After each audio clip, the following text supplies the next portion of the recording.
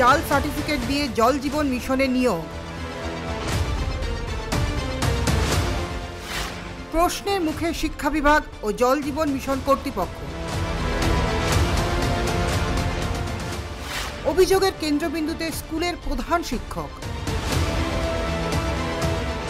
জাল সার্টিফিকেট ব্যবহার করে জল জীবন মিশনের জলমিত্র নিয়োগের ঘটনা ঘিরে তীব্র চাঞ্চল্য ছড়িয়েছে হাইলাকান্দিতে।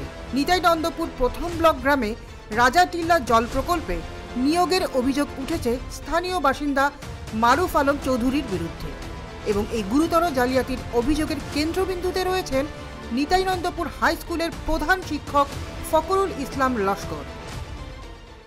আমি দুজন বরবইয়া আমি ডোনেশন করছি।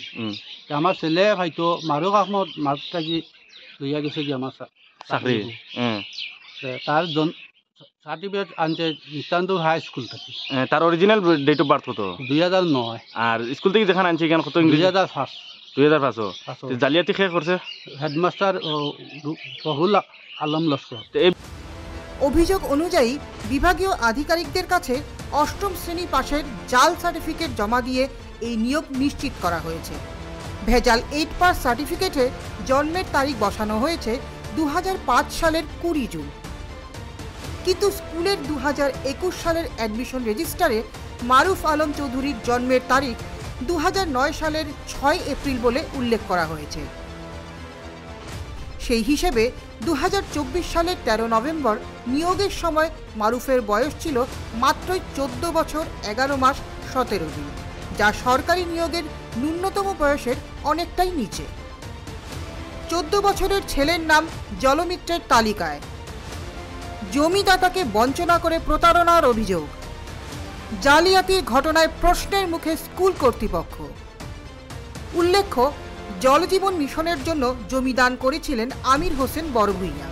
প্রত্যাশা ছিল তার ছেলেকে প্রকল্পে নিয়োগ করা হবে, কিন্তু চক্রান্ত করে ইউজার কমিটির কয়েকজন সদস্য এবং প্রধান শিক্ষকের সহযোগিতায় তার ছেলেকে বঞ্চিত করার অভিযোগ করেছেন বড়ভূঁইয়া।